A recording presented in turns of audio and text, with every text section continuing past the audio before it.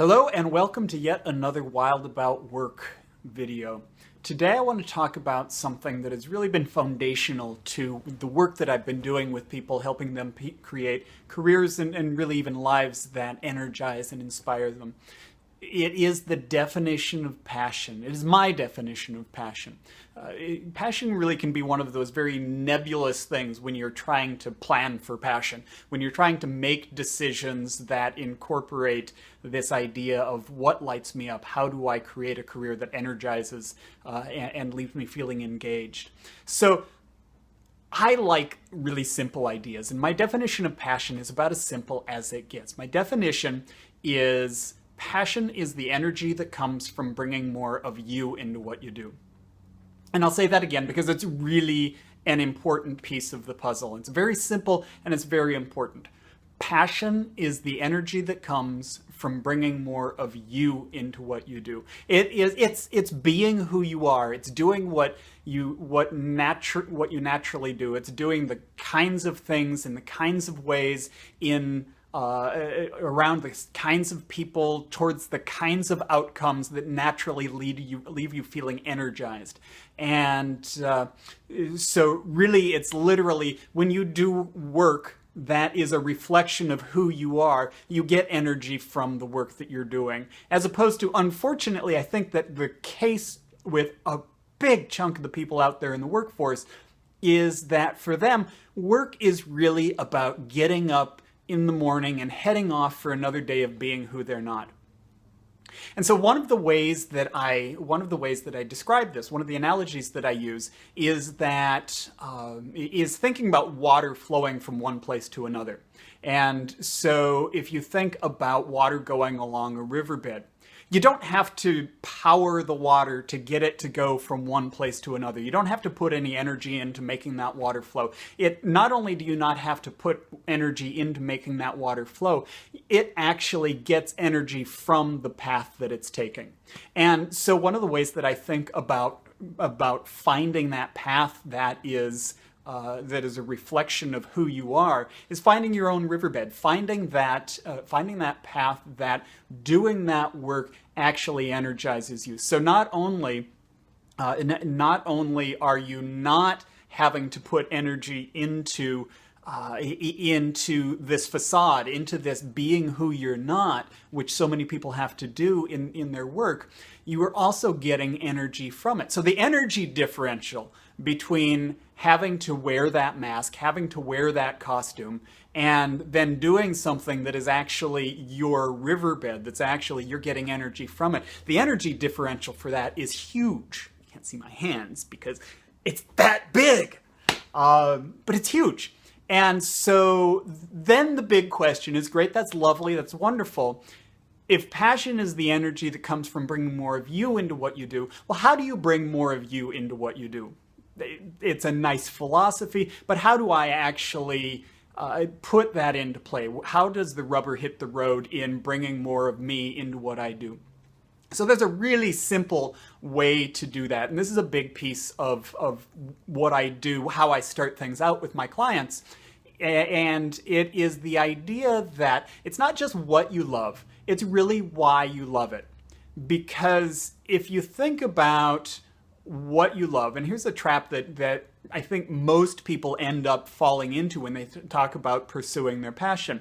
Most people, I think, if you say, what are you passionate about? They will give you a what they're passionate about. Kind of an obvious way to do it. That was the question that you asked. And so they're going to say, well, I'm passionate about cooking, I'm passionate about travel, or I'm passionate about software programming, or I'm passionate about whatever it happens to be. The trouble with that is that you can have two different people and they might say the same thing. Say, I love travel, for example. That's a common one. They might say the exact same thing and have two completely different experiences of that. They might be talking about two completely different things. And one person might love travel, and what they actually mean is, I love the exploration and the discovery and never knowing what's around the next corner and that stimulation of the new and all of this kind of loosey-goosey stuff. Another person might say, yeah, that's fun. I like that. Who doesn't like that? That's a fun part of travel. But what I love about travel is the planning and the logistics and the preparation and the problem solving on the fly based on the preparation that I did. I love that. That's where my juice really comes from. And that might be this person's kiss of death, right? That might be their very unhappy place, not their happy place. And so you get a situation where if this person who loves the exploration and discovery and all of this kind of flow type experience is, they say, wow, I love travel. So my ideal job, clearly, I should work with a tour company. I know I will organize tours for a travel company. That will be my perfect job because I love travel.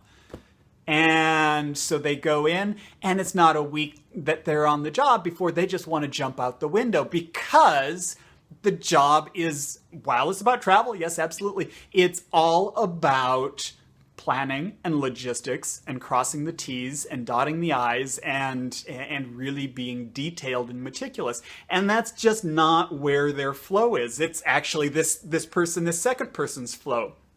And so the first person who loves the more fluid kind of thing is looking at that and says, what's wrong with me? I thought this was my dream job. I thought this was going to be perfect. Am I just a malcontent? Am I doomed to never be happy? Well, no. The trouble is that they looked at it from a perspective of what do you love? But what's actually more important than what do you love is why do you love it? Because each of these people on the what level said, I love travel. On the why level, on the why they love travel, two completely different things, that sets of things, that is where the energy is coming from. So if we go back to this definition of passion, passion is the energy that comes from bringing more of you into what you do. It can't be at the level of what do you love. It has to be at the level of why do you love it, because it's at the level of why you love it that's really the unique and individual aspect of it. Okay, so it's not what you love, it's why you love it. And that then gives us the starting point for a way to bring more of you into what you do. And so here's what I suggest that you do. Make a list, and this is what I do with my clients. Make a list of things that have lit you up over the course of life. Can be work, can be play, doesn't matter. It's as long as it belongs on this list of things that have energized you, you're golden. It belongs on there. So you pick one. So it might be, for example, this idea of travel.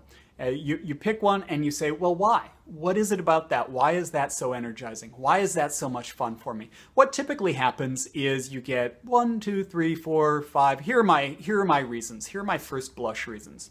And so here are the reasons why that immediately come out of my brain. But you're not done. From there, you go back to each of the reasons why from this first blush list. You go back and you say, well, why? What is it about this? What is it about this reason why I love it that is so compelling to me? What is it about that that's so energizing, so much fun?